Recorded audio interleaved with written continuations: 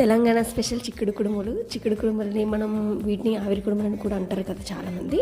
వీటిని మనం చిక్కుడు గింజలతో లేదా ఆనపకాయ గింజలతో తొగరి గింజలతో కూడా చేసుకోవచ్చు.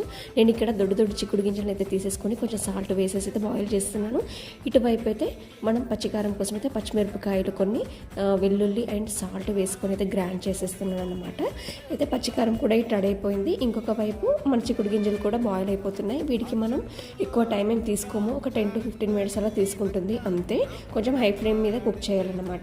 ఇంకొక వైపు అయితే పచ్చికారం రెడీ అయిపోయింది.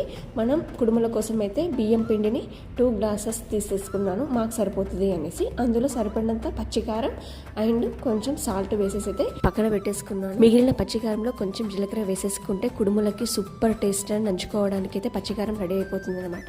ఇలా ఇంకా కొంచెం మనం జీలకర్ర వేసుకొని గ్రైండ్ చేసేసుకొని దాన్ని పక్కకు తీసేసుకున్నాక అందులో కొంచెం ఆయిల్ సరిపడినంత ఉప్పు వేసేసుకొని అయితే మనం పక్కన పెట్టేసుకోవాలి. చాలా అంటే చాలా టేస్ట్ అనిపిస్తుంది కుడుములకి. ఇదే ఇంకా పర్ఫెక్ట్ టేస్ట్. ఏ పికిల్ కూడా ఇక్కడ పనికిరాదన్నమాట, అంత పచ్చికారం టేస్ట్ ఉంటుంది. ఇది మనం చకినాలకు కూడా యూజ్ చేసుకోవచ్చు. చాలామంది తెలంగాణలో చకినాల కోసం అయితే దీన్ని ప్రిపేర్ చేస్తారు. ఇంకొకటి ఉల్లిగడ్డ కారం కూడా అయితే ప్రిపేర్ చేస్తారనమాట. దీన్ని పక్కన పెట్టేసుకున్నాము. మరోవైపు చిక్కుడు గింజలు ఉడికినా లేదా అనేసి ఒకసారి చెక్ చేసేసుకొని అయితే ఉడికిన తర్వాత వాటిని కొన్ని తీసుకుంటూ మనం అక్కడ పెట్టుకున్న పిండిలో అయితే మనం ఆ గింజల్ని వేస్తూ ఉండాలన్నమాట. వేరే నీటిని వాడొద్దు. ఇవి మనం గింజల్ని ముందే ఫ్రెష్గా కడిగేసుకొని మళ్ళీ దాంట్లో మంచినీళ్ళు పోసేసుకొని ఉడికేసుకుంటాం కదా, ఆ వాటర్నే యూజ్ చేయాలి. అప్పుడే ఈ కుడుములకు అనేది టేస్ట్ చాలా అంటే చాలా బాగుంటుందన్నమాట. ఆ తర్వాత బిల్లలుగా వీటిని కుడుములాగా చేసేసుకొని వాటిని అన్నింటినీ ఒక పక్కన పెట్టేసుకోవాలి. కుడుములని ఉడికించుకోవడానికి ఇడ్లీ పాత్ర అయితే నేను సెలెక్ట్ చేసేసుకున్నాను అనమాట. అందులో సరిపడినంత వాటర్ తీసేసుకొని పాత్రకి కొంచెం ఆయిల్ అయితే రాసేసుకోవాలన్నమాట.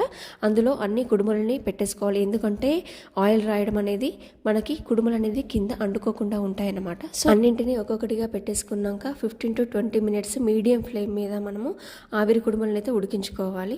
ఆ తర్వాత మెల్లిగా ఓపెన్ చేసేసి అయితే మనం తీసుకుంటే చాలా చక్కగా ఆవిరి కుడుములు అయితే మనకి చక్కగా ఉడుకుతాయి అనమాట.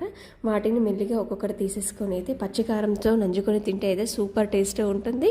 ఇది తెలంగాణ వాళ్ళకైతే స్పెషల్ వంటకం అన్నమాట. మీరు కూడా చూడండి, ట్రై చేయండి. చాలా అంటే చాలా టేస్టీగా ఉంటుంది. నేను మెజర్స్ అన్నీ అయితే కింద మెన్షన్ చేస్తాను. ఎవరైతే చేసుకుంటారో వాళ్ళకి ఇలా కుదిరింది ఏంటి అని అయితే కామెంట్ చేయండి, లైక్ చేయండి, షేర్ చేయండి, సబ్స్క్రైబ్ చేయండి. Thank you guys.